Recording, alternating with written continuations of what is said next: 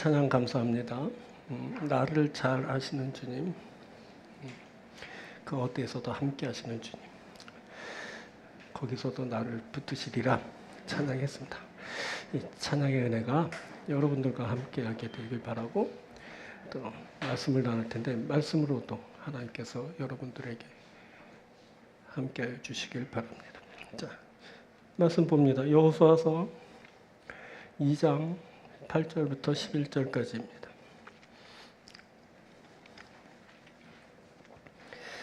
여호수아서 2장 8절부터 11절 말씀. 또 그들이 눕기 전에 라합이 지붕에 올라가서 그들에게 이르러 말하되 여호와께서 이 땅을 너희에게 주신 줄을 내가 아노라. 우리가 너희를 심히 두려워하고 이 땅 주민들이 다 너희 앞에서 간담이 녹나니 이는 너희가 애굽에서 나올 때 여호와께서 너희 앞에서 홍해물을 마르게 하신 일과 너희가 요단 저쪽에 있는 아모리 사람의 두 왕 시온과 오게게 행한 일, 곧 그들을 전멸시킨 일을 우리가 들었음이니라. 우리가 듣자 곧 마음이 녹았고 너희로 말미암아 사람이 정신을 잃었나니 너희의 하나님 여호와는 위로는 하늘에서도 아래로는 땅에서도 하나님이시라. 아멘.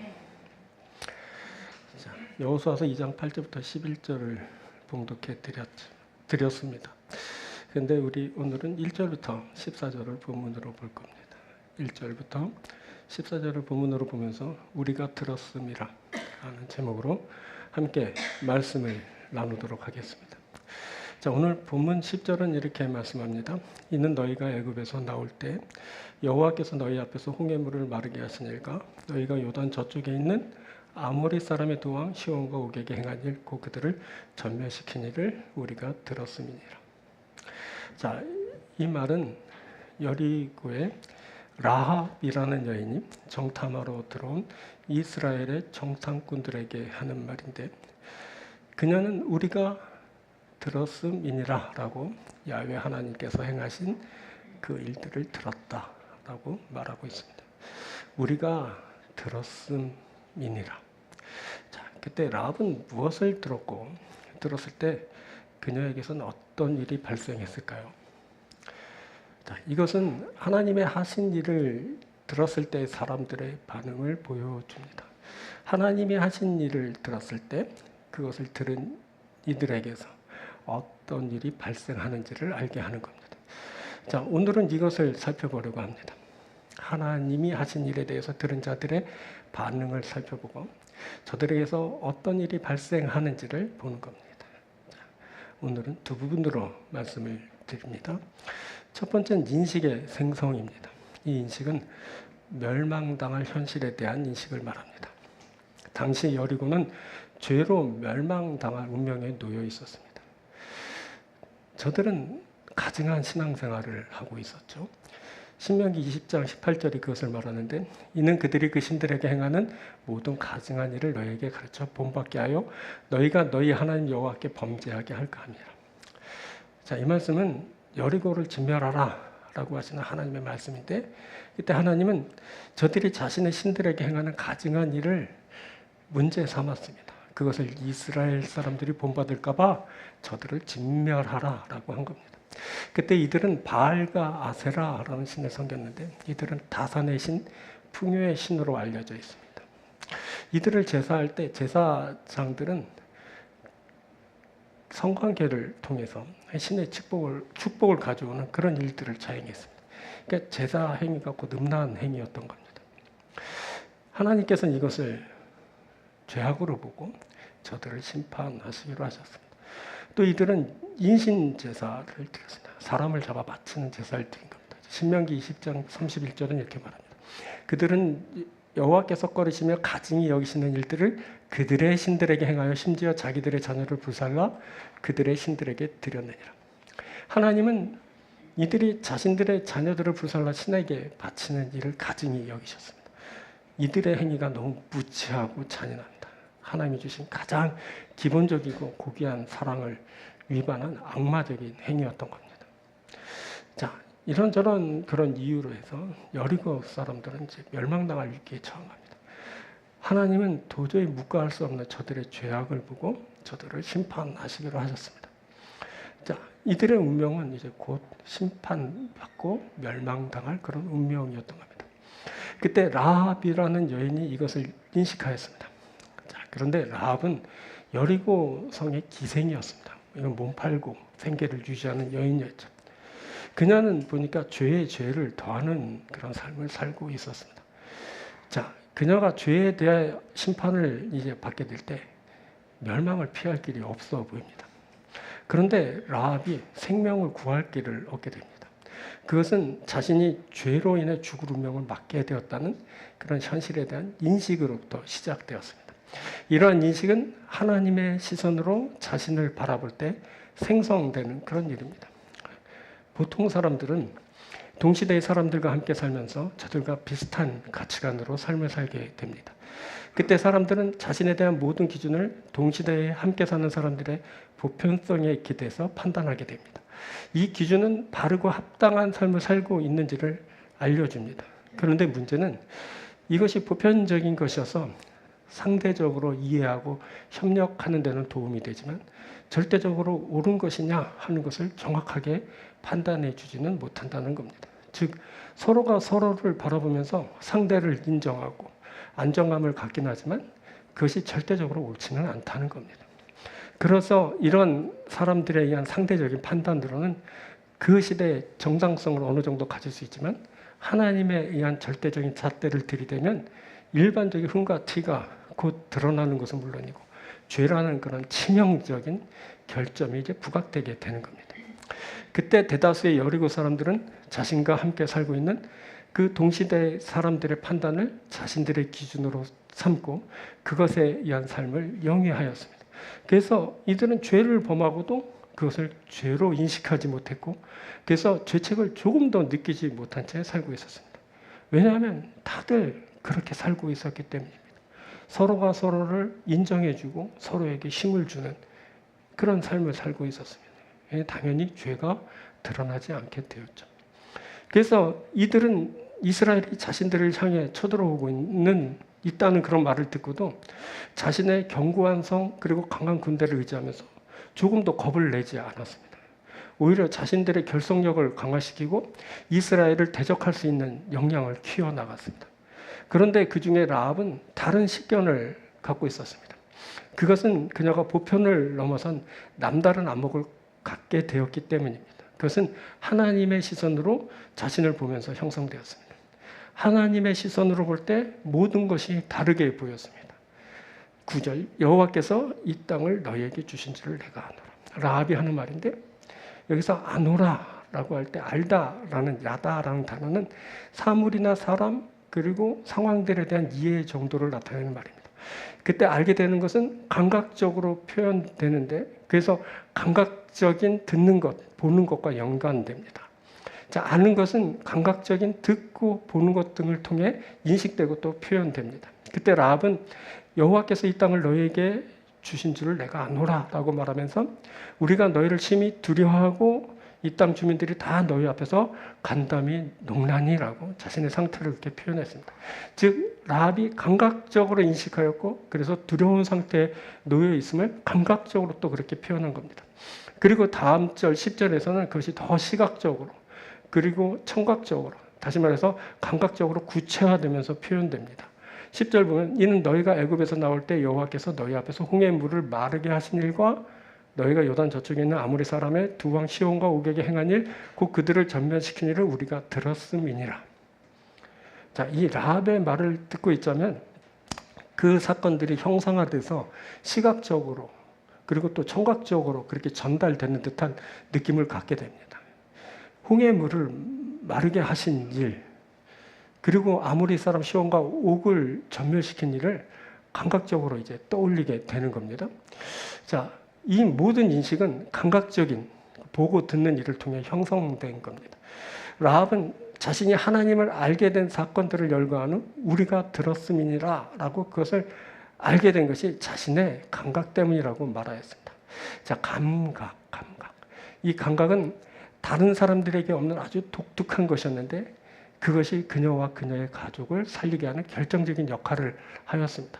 그녀가 남다른 감각을 갖추었기 때문에 그녀와 그녀의 가족들이 구원을 얻은 겁니다. 자, 그 감각은 하나님이 하시는 일을 알게 하였습니다. 여호와께서 이 땅을 너희에게 주신 줄을 내가 아노라. 내가 아노라. 안다라는 그 인식은 당시 사람들에게선 발견되지 않는, 오직 라합에게서만 발견되는 독특한 이해였습니다. 자, 다시 말씀드립니다만 이 인식은 절대적인 하나님의 시선으로 바라볼 때 형성되는 겁니다. 그때 야훼께서 홍해물을 마르게 하셨습니다. 요단 저쪽에 있는 아모리 사람의 두 왕 시온과 옥을 전멸시키신 것도 야훼 하나님이십니다. 자, 그것이 10절에 나오는데 이는 너희가 애굽에서 나올 때라고 하면서 쭉 말씀이 설명됩니다. 이 말씀을 보면 주어가 야훼 하나님입니다. 주어가 야훼 하나님이신 것은 야훼 하나님의 입장에서 그 사건들을 보고 있다라는 겁니다. 야훼께서 그렇게 행하셨습니다 라는 말씀인 겁니다. 라합은 야훼께서 하신 일을 야훼의 입장에서 야훼의 시선으로 보고 있습니다. 그래서 이런 반응이 나오게 된 거죠. 11절에 우리가 듣자 곧 마음이 녹았고 너희로 말미암아 사람이 정신이 일어나니 너희 하나님 여호와는 위로는 하늘에서도 아래로는 땅에서도 하나님이시라. 라합은 야훼 하나님의 역사를 감각적으로 들었고 그 들음을 통해 하나님의 하나님됨을 알게 되었습니다. 너희의 하나님 여호와는 위로는 하늘에서도 아래로는 땅에서도 하나님이시라. 자, 뿐만 아니라 그녀는 하나님 앞에서 자신이 멸망당할 수밖에 없는 죄인이라는 것도 알게 되었습니다. 그래서 그녀는 자신들의 마음이 녹아내렸다고, 정신을 잃게 되었다고 그렇게 고백하였던 겁니다. 그런데 역설적으로 자신이 죄 때문에 멸망당할 수밖에 없는 존재라는 인식이 그녀와 그녀의 가족을 구원에 이르게 하였습니다. 자, 여기서 다시 한번 자신을 판단하는 기준의 중요성을 알게 됩니다. 여러분, 기준이 참 중요합니다. 자신을 무엇으로 판단하는가 하는 그 잣대가 중요한 겁니다. 자, 노아의 때 사람들은 자신들이 심각한 상태에 놓여 있음에도 그것을 알지 못했습니다. 죄에 놓여서 멸망으로 치닫고 있지만 그들은 스스로를 괜찮다고 판단했습니다. 그것은 저들이 서로를 바라보면서 그 당대의 보편을 기준으로 삼았기 때문에 그렇습니다. 자, 그때의 실상을 마태복음서가 이렇게 증거합니다. 마태복음 24장 38절 보면 홍수 전에 노아가 방주에 들어가던 날까지 사람들이 먹고 마시고 장가들고 시집가고 있으면서 하나님의 심판이 임박했지만 사람들은 그날까지 먹고 마셨습니다. 시집가고 장가들었습니다. 그랬습니다. 그냥 너무나도 자연스럽게 그런 일상을 살았던 겁니다. 그곳에 죄악이 가득했는데 사람들은 자신들을 지극히 정상으로 보았고 그 모든 일들을 바람직한 일들로 여겼습니다. 그런데 하나님은 다르게 보셨습니다. 자, 창세기 6장 11절부터 이렇게 말씀합니다. 그때 온 땅이 하나님 앞에 부패하여 포악함이 땅에 가득한지라. 하나님이 보신즉 땅이 부패하였으니 이는 땅에서 모든 혈육 있는 자의 행위가 부패함이었더라. 이들이 하나님 앞에서 부패하였습니다. 하나님이 보신즉 땅이 부패하였습니다. 하나님이 보신즉 땅이 부패하였습니다. 하나님이 보실 때 그 땅이 부패하였던 겁니다. 중요한 것은 하나님의 시선입니다. 하나님이 어떻게 보시는가 하는 것이 중요한 겁니다. 하나님이 보실 때 저들이 부패했습니다. 그래서 저들에게 심판이 임하게 된 겁니다. 또 소돔과 고모라의 멸망은 저들이 심각한 죄 때문이었습니다.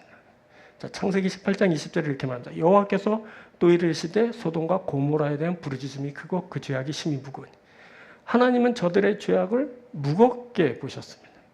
그런데 아브라함은 그곳에 의인이 있다고, 그 의인을 멸하실 거냐고 하나님 앞에 막 항의했습니다. 자, 창세기 18장 23절. 아브라함이 가까이 나아가 이르되 주께서 의인을 악인과 함께 멸하려 하시나이까. 그렇게 의인의 숫자를 막 50명에서 10명까지 낮추면서 그래도 멸하실 거냐고 막 항의하다가 그곳에 의인 10명도 없음을 알게 되고서야 아브라함은 그때서야 이제 하나님 앞에서 물러났습니다. 그때 하나님이 천사 둘을 이제 소돔에 보내시겠는데 그곳 사람들은 롯의 집을 에워싸고 그 천사를 내놓으라고, 우리가 저들과 관계할 거라고 난리를 폈습니다. 이들은 그때 성적으로 아주 문란한 상태에 놓여 있었던 겁니다. 롯이 그때 자신의 딸까지 내놓겠다고 하는데도 저들은 막무가내로 소동을 일으켰죠. 결국 그것에 하나님이 심판에 임하게 되는데, 그때 롯의 사이들은 하나님이 멸하신다는 말을 농담으로 여길 정도로 그곳 사람들은 하나님의 말씀에 둔감했습니다. 그런데 이 소돔 사람들도 저들 나름대로 기준을 마련하고 그 기준을 따라 스스로를 판단하면서 자유를 만끽하면서 그렇게 생활하고 있었습니다. 하지만 그것이 저들을 심판으로부터 건져주지 못했습니다.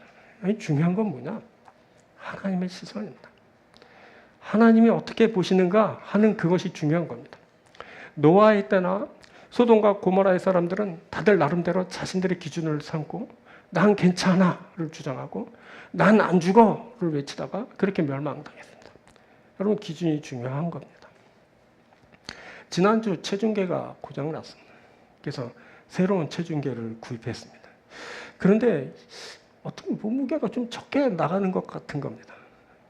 실은 체중계가 저한테는 2개가 있었습니다. 근데 하나가 2kg 많이 나가고 또 하나 2kg 적게 나가는 겁니다. 그래서 2kg 적게 나가는 것을 이제 뒤로 하고 2kg 많이 나가는 것을 기준 삼아 그동안 이제 쭉 몸무게를 재왔습니다. 근데 새로 구입한 그 체중계가 그 적게 나가는 것과 동일하게 측정되는 겁니다.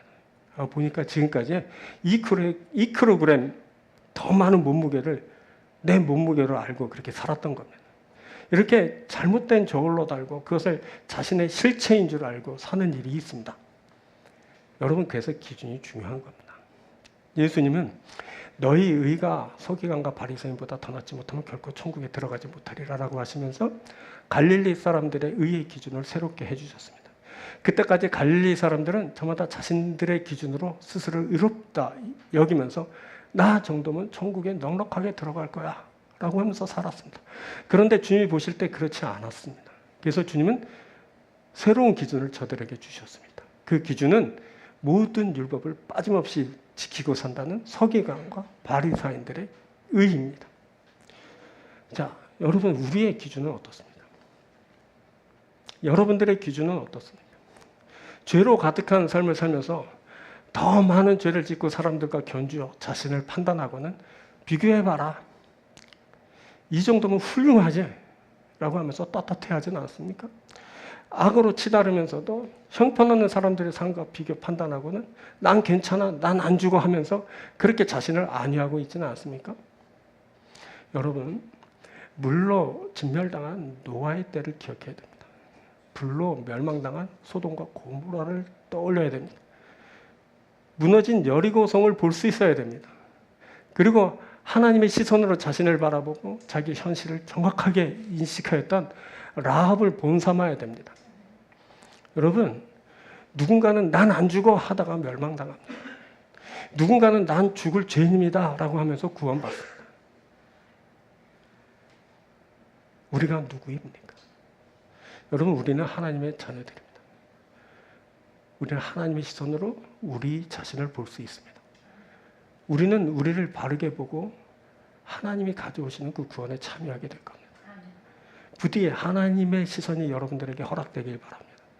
하나님이 주시는 안목으로 하나님의 입장에서 여러분들을 바라볼 수 있게 되길 바랍니다. 그래서 여러분들의 죄를 깨닫고 인식하고 이렇게 살면 죽을 운명이라는 것을 알게 되길 바랍니다. 돌이켜 하나님을 바라보고 하나님의 은혜로 새롭게 되길 바랍니다. 하나님이 주시는 거룩함으로 충만하고 하나님이 주시는 의로 가득하고 하나님이 주시는 능력으로 충만하여서 이 악한 세상을 이기고 능히 견디면서 하나님의 축복받는 자녀들이 되길 바랍니다. 하나님이 우리들을 사랑하십니다. 하나님이 그 안목을 우리에게 주실 겁니다. 그 안목을 따라 승리해서 하나님 나라가 되고 그 의가 되는 여러분들이 되길 주의 이름으로 축원드립니다. 자, 두 번째입니다. 두 번째는 믿음의 생성입니다. 이것은 구원에 대한 믿음을 말합니다. 자, 하나님이 하시는 일을 볼 때 이 구원에 대한 믿음이 생성됩니다. 앞에서 살폈듯이 당시 여리고는 죄로 멸망당할 운명에 놓여 있었습니다. 저들의 죄악은 구원과 멀어진 삶으로 나아가게 했습니다. 그때 라합이 자신들의 멸망을 기정사실하면서 여호와께서 이 땅을 너희에게 주신 줄을 아노라 라고 말할 정도였습니다. 그녀는 그 근거로 아모레 사람의 두 왕 시온과 옥의 멸망을 예로 들었습니다. 홍해를 마르게 하신 하나님이 아모리 사람의 두 왕 시온과 옥을 멸망시킨 것처럼 자신들도 멸망시킬 거라는 겁니다. 그런데 그 멸망의 징후가 뚜렷해질 즈음 그곳에 다른 징후가 새롭게 생성되기 시작했는데 그것은 바로 구원의 징후입니다. 라합은 멸망의 징후가 점점 다가오는 그때 새롭게 다가오는 구원의 징후를 포착하였습니다. 그 구원의 징후는 이제 단계를 밟아가면서 점점 구체화되었고 구원에 대한 믿음으로 이제 발전하고 마침내 구원의 역사를 이루게 되었습니다. 자, 먼저 구원의 징후로 그것에 두려움이 생성되었습니다. 심판에 대한 두려움입니다. 라합은 야훼께서 이 땅을 이스라엘에게 주셨다는 말과 함께 때문에 자신들이 이스라엘을 심히 두려워하고 있다고, 이 땅 주민들의 간담이 다 녹아내렸다고 말했습니다. 그리고 이어지는 11절에선 야훼 하나님의 역사하심을 듣고 마음이 녹고 정신을 잃었다고 말하고 있습니다. 그때 라합은 몹시 두려워하였습니다. 그 두려움은 하나님에 대한 두려움입니다. 그런데 이렇게 하나님에 대해 두려워하였다는 것은 라합이 하나님에 대해서 그 하나님이 하시는 일에 대해서 실감나게 느끼고 그것을 인정하고 있다는 것을 뜻합니다. 이것을 다르게 표현한다면 라합은 그때 하나님의 하시는 일을 보고 있다라는 말이 됩니다. 그리고 또 이것을 좀 더 다르게 표현한다면 라합은 그 이루어지는 모든 일들을 하나님이 하시는 일로 보았다라는 말이 됩니다. 그래서 거기에 두려움이 형성됩니다. 하나님이 하시는 일이기 때문에 두려운 겁니다. 그것은 사람이 하는 일보다 훨씬 더 두려움을 생성시켜 놓습니다. 그때 라합은 신적 권능 앞에서 몹시 두려워하면서 간담이 녹아내리고 정신을 잃게 되는 현실을 만나게 되었습니다. 반면 여리고 거민들은 그렇지 않았습니다. 이들은 이스라엘이 자신들에게 오는 것을 보고 그것을 하나님이 하시는 일로 보지 않았습니다. 이들은 광야에서 떠들던 거짓대가 자신들에게 오고 있다고 생각했을 겁니다. 그래서 이스라엘을 두려워할 이유가 없다고 판단했던 겁니다. 이들은 이스라엘이 아모리의 두 왕 시온과 옥을 멸망시켰다고 해도 비교가 되지 않을 정도의 견고한 군사적 요충지와 강한 군사력을 갖고 있는 자신들은 두려워할 필요가 없다고 생각하였습니다. 이들은 오랫동안 자신을 지키고 살았다는 것을 자부심으로 여기며 자신만만했고 자신들은 그 어떤 대적이 쳐들어올지라도 절대 멸망하지 않는다는 그런 강한 자신감으로 가득했던 겁니다. 이들 여리고 거민들에겐 두려움이란 조금도 발견할 수 없었습니다. 이들이 그 일을 사람의 일로 보았기 때문입니다. 이런 사람들에게선 하나님을 발견할 수 없습니다. 이들은 스스로 일구어 놓은 전통과 그 내적 힘이 강하다고 스스로 평가하면서 스스로에게 그리고 대외적으로 아주 당당합니다. 이들은 그 사람 사이에 일어나는 그 일들을 자신의 능력으로 헤쳐나갈 수 있다고 생각합니다. 그래서 이들에겐 죄의식도 발견되지 않습니다. 하나님이 없으니 죄도 발견되지 않는 겁니다. 더군다나 비교 우위를 점하였으니 패망의 염려도 없고 다른 도움도 필요치 않게 됩니다. 이제 이들에게는 그 자신들의 죄를 인정하는 일이 비굴한 일로 그렇게 여겨지게 됩니다. 그래서 이들은 심판이 임하지만 자신이 그 심판의 대상인 것을 알아채지 못합니다. 하나님이 없고 그래서 죄의식도 없는 이들에겐 두려움 따위는 없습니다. 스스로에게 충실하고 노력하는 열심이 이들을 아주 당당하게 합니다. 이들에겐 신앙하는 일이 일어나지는 않습니다. 하지만 라합은 하나님 앞에서 두려워하였습니다. 그녀는 하나님을 의식하고 있었고 이스라엘이 자신들에게 오는 것을 하나님이 자신에게 오는 것으로 보았습니다. 라합에겐 자신도 모르는 사이에 그 신앙이 생성되는 그 첫 번째 단계가 진행되고 있었습니다. 그것은 하나님을 두려워하는 겁니다. 그녀는 하나님을 의식하고 하나님을 인정하고 하나님 앞에서 자신을 보며 자신을 볼 때 자신의 죄를 인식하고 때문에 두려워하고 있었습니다. 이것이 라합에게서 발견된 신앙의 첫 번째 단계입니다. 신앙의 첫 번째 단계는 하나님을 인식하고 의식하면서 그 앞에서 자신의 죄를 보고 두려워 떠는 겁니다. 그리고 그 두려움이 있는 곳에 다음 단계로 구원에 대한 소망이 생성되게 됩니다. 라합은 정탐꾼들에게 내가 너희를 선대하였으니 너희도 나를 선대하여야 한다라고 합니다. 그리고 그것을 야훼의 이름으로 맹세하고 징표를 달라라고 요청하였습니다. 또한 자신뿐 아니라 나의 부모, 형제 그리고 속한 모든 사람을 살려내라라고 그렇게 요청하기도 했습니다. 그때 라합은 심판에 대해서 몹시 두려워하고 있었지만 그 두려움 가운데서 구원에 대한 소망을 품게 되었습니다. 그 소망은 하나님으로 인한 구원의 소망입니다. 그 소망은 두려움 가운데서 생성되는 것입니다. 두려움이 소망을 낳은 겁니다.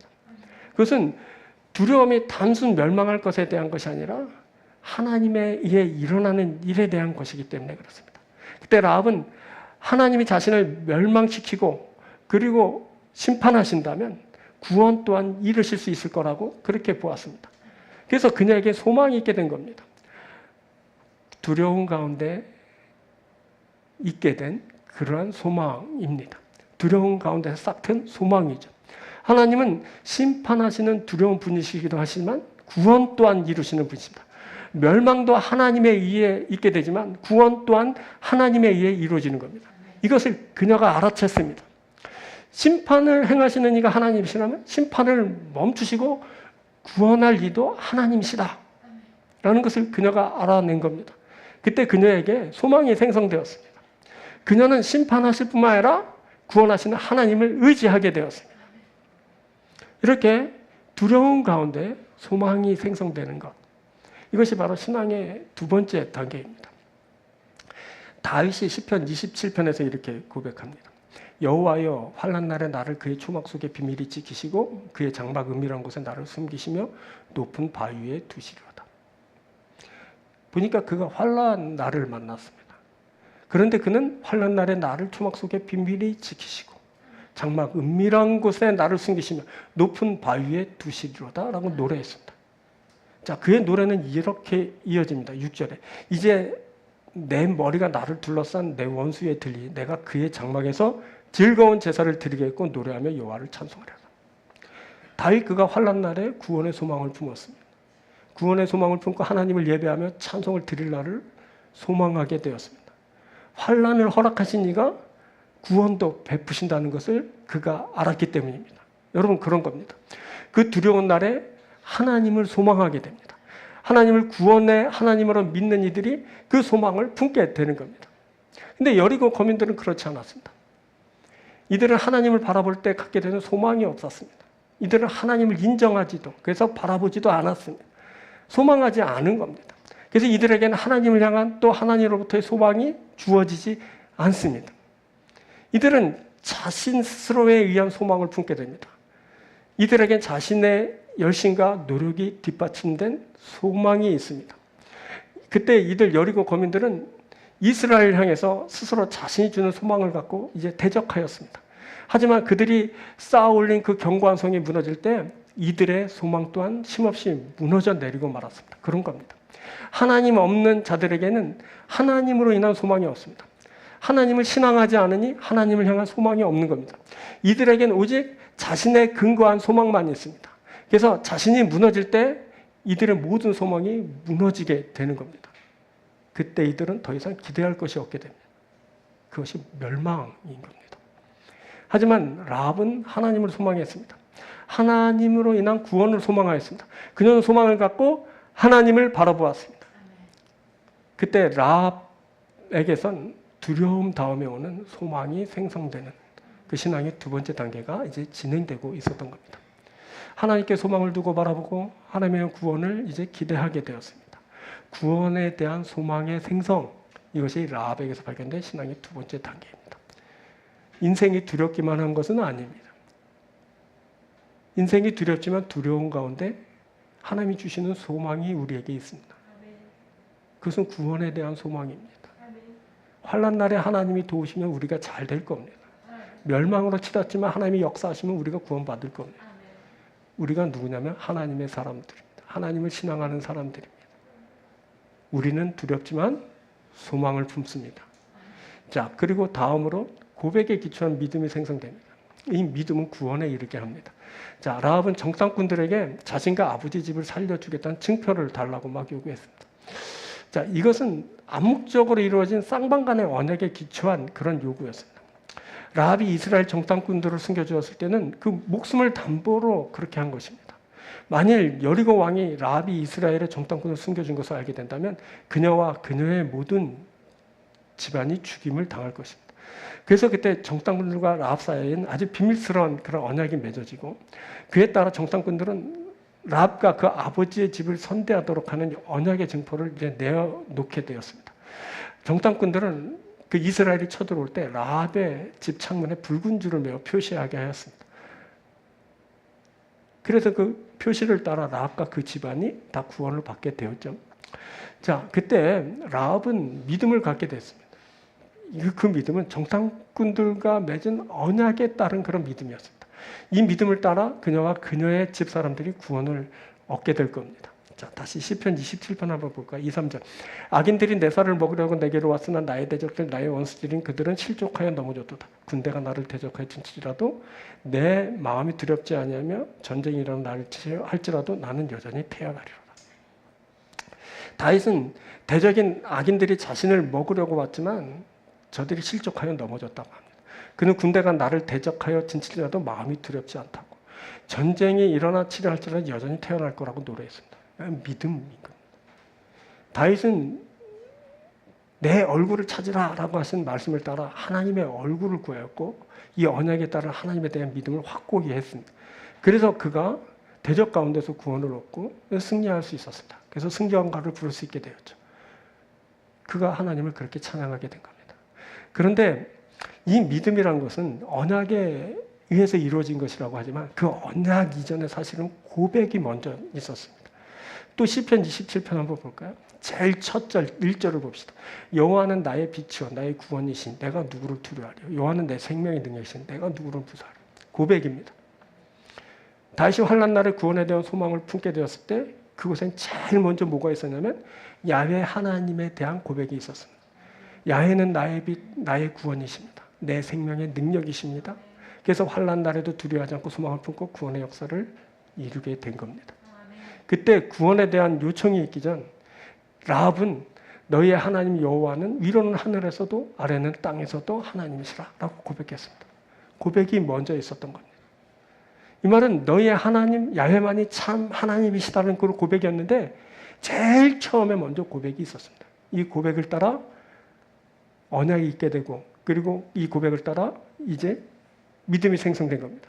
이 고백을 기초로 구원에 대한 요청을 할 수 있었고 그리고 그 믿음에 이르게 된 겁니다. 한번 붙여 읽어보니까 들어보십시오. 2장 11절부터 너희의 하나님 여호와는 위로는 하늘에서도 아래로는 땅에서도 하나님이시라. 그러므로 이제 청하노니 내가 너를 선대하였으니 그러면서 나를 선대하라고 쭉 말하죠. 고백이 먼저 있고 그 고백에 따라 믿음을 갖고 확신을 갖고 나를 선대하라 그렇게 당당하게 요청할 수 있었던 겁니다. 여러분 고백이 중요합니다. 고백이 제일 먼저 있어야 된다. 왜 우리가 고백할까요? 고백이 중요하기 때문에 그렇습니다. 고백은 믿음을 가져옵니다. 고백을 따라 믿음이 생성됩니다. 그냥 입에 읊조림이 아니라 우리가 입으로 읊조릴 때 우리 안에 이제 믿음이 생성되는 겁니다. 그 믿음을 따라 구원을 요청하게 되고 그리고 구원을 얻게 되는 일이 있게 됩니다. 여러분 신앙 고백은 믿음을 가져옵니다. 그 믿음은 여러분 구원을 가져옵니다. 이 고백에 따른 믿음은 다윗을 두려움에서 벗어나게 하였고 살을 먹으려고 왔던 악한 대적들의 손에서 구원을 얻게 했습니다. 이 고백에 따른 믿음은 라합을 두려움에서 벗어나게 했고 그 멸망의 날에 자신과 온 가족을 구원에 이르게 했습니다. 그런 겁니다. 여러분 고백은 믿음을 가져옵니다. 그 믿음이 구원으로 이어집니다. 자, 구원에 대한 믿음은 심판에 대한 두려움 속에서 구원에 대한 소망을 갖고 고백에 따른 믿음으로 이어집니다.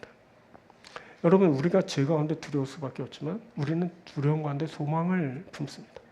우리는 신앙 고백을 하면서 믿음에 이르고 그 믿음을 따라 우리가 구원을 얻습니다. 주께서 우리를 구원하십니다. 우리는 두려운 삶을 살지만 우리는 또한 구원을 받을 겁니다. 하나님이 역사하시는 그 일을 바라볼 때 우리 가운데 믿음이 생성됩니다. 부디 하나님을 만나십시오. 하나님의 일들을 경험하십시오. 그 가운데 여러분들 믿음을 가지십시오. 믿음을 따라 구원에 이르십시오. 온전한 구원을 얻는 여러분들에게 주임을 축원드립니다. 말씀드렸습니다. 여러분, 우리는 죄로 인해 멸망당할 인생입니다. 그런데 하나님은 우리를 구원하십니다. 우리는 이 멸망당할 수밖에 없는 그러한 존재라는 것을 우리들이 인식합니다.